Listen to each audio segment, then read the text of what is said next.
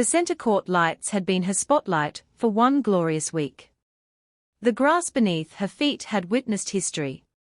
And as Alex Eala walked off the hallowed turf of the All England club for the final time in 2026, the world rose to its feet. Not to mourn a defeat, but to celebrate a dream. The 21-year-old Filipina had come to Wimbledon as a promising player ranked 29th in the world. She leaves as a national icon, the first Filipino in the Open era to reach the fourth round of a Grand Slam singles tournament.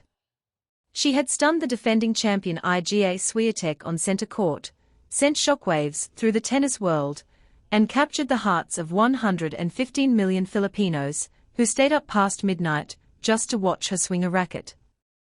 Yes, her miraculous run ended in a hard-fought fourth-round loss to Jasmine Paolini. But this wasn't an ending, it was a beginning. The world didn't just watch Alex Eala play tennis. They watched a girl who once trained on a basketball court painted over with tennis lines, wearing ruffled socks and light-up shoes, become a symbol of hope for an entire nation. And as she left center court, the world stood and applauded. To understand the magnitude of Alex Eala's Wimbledon journey, one must first understand where she came from. The Philippines is not known for its grass tennis courts. The 21-year-old from Quezon City spent her early years playing on a makeshift court, a tennis court that was literally painted over a basketball court. I grew up on a tennis court that was painted over a basketball court, Eala revealed in her post-match press conference. There would be basketball hoops, so I couldn't really step back a lot because then I would hit the basketball hoop. Her grandfather, a tennis enthusiast, would go to the court early every morning to secure training time and personally coached his granddaughter. She trained with her mother and her grandfather every day after school, with her younger brother by her side, wearing ruffled socks, light-up shoes, and carrying chubby cheeks that would one day become a symbol of hope for millions.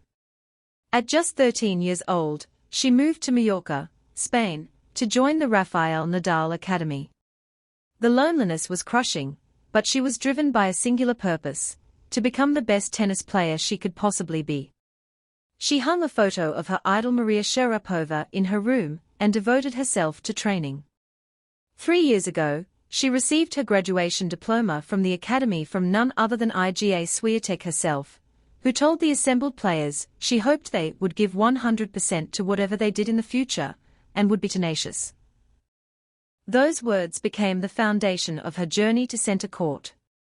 Eala's rise through the rankings was meteoric. She won her first ITF title at 15. She became the first Filipino to win a junior Grand Slam singles title at the 2020 Australian Open. She turned professional and began climbing the WTA rankings, breaking into the top 100 in 2024. She won her first WTA title in 2025. And now, in 2026, she had arrived at Wimbledon seeded 29th, ready to make history. She carried her culture with her on the biggest stage, her white visor embroidered with the Tagalog phrase, "Kapag lumago, hindi na hihinto," which translates to "once it grows, it cannot be stopped." It was a message to every child who had ever been told their dreams were too big. And the world was listening. The defining moment of Eala's Wimbledon run came on the night of July 3, 2026.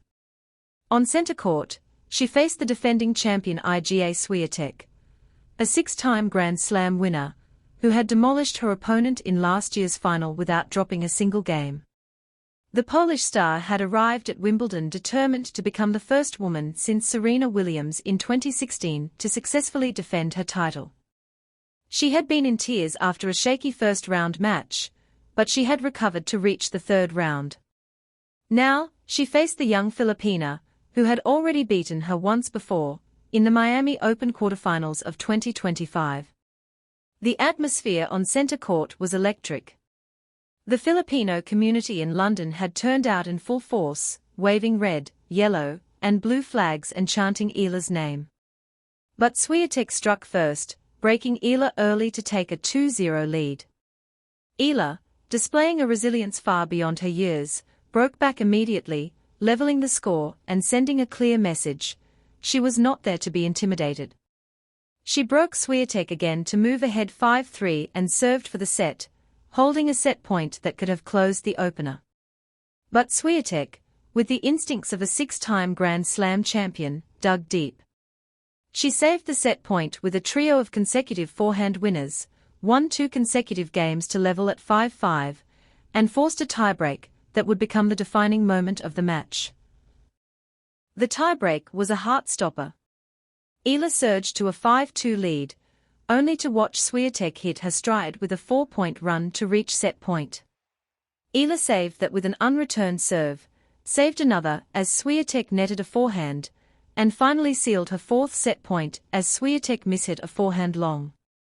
She threw her arms in the air in celebration. Taking that set from the defending champion on center court was a monumental feat of mental fortitude, and it changed everything. The second set was a masterclass in dominance.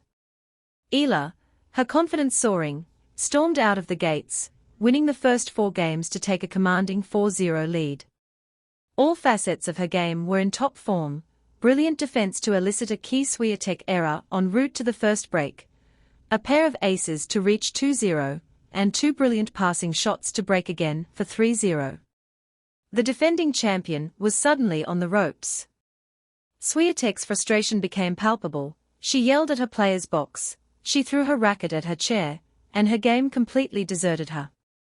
She finished the match with an astonishing 44 unforced errors and 5 double faults.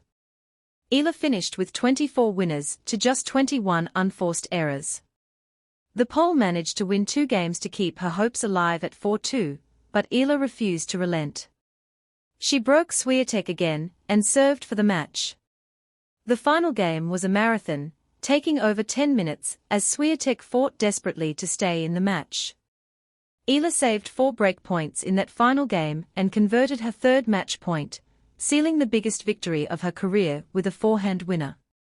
She threw herself to the ground and covered her face with her hands. The tears that followed were not just for the victory, but for the years of sacrifice that had led to this moment. Świątek was gracious in defeat, later admitting, "I felt like Alexandra was more brave in important moments." The defending champion was out, and the tennis world was in shock. Ferdinand Marcos Jr. himself congratulated Eala during an official state visit to Canada, calling her world-class and terrific and saying, "Biruin mo, meron na tayong player, babay pa, na nanalo sa 3rd round in Wimbledon." Tennis does not operate at a higher level than Wimbledon, so she's really world-class.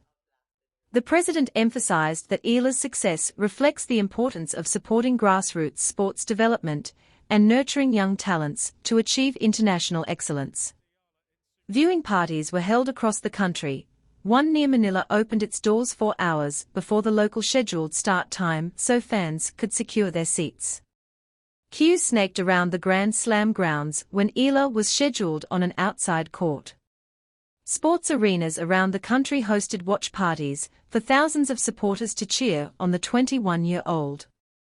The Philippine embassy in the UK tracked her progress and posted congratulatory notes. "She's like a ray of hope for the Philippines," said fan Roberto Ocampo Jr. at Wimbledon. "Especially at her age. She made history. That's one thing that we can tell to the next generation." Eala's popularity has been compared to boxing legend Manny Pacquiao. When he would have fights, it would be like holidays in the Philippines, and now Eala is carrying that same torch. The outpouring of support from fellow athletes was overwhelming. Boxing legend Manny Pacquiao, pole vaulter EJ Obiena, and volleyball star Alyssa Valdez all took to social media to congratulate Eala. The Valle Verde Country Club in Manila, where Eala learned to play tennis with her grandfather and brother, celebrated her victory with a jubilant gathering. "I still remember when she had chubby cheeks and wore ruffle socks, giving her 10 and under boy opponents a hard time," said Tonet Mendoza, General Secretary of the Philippine Tennis Association.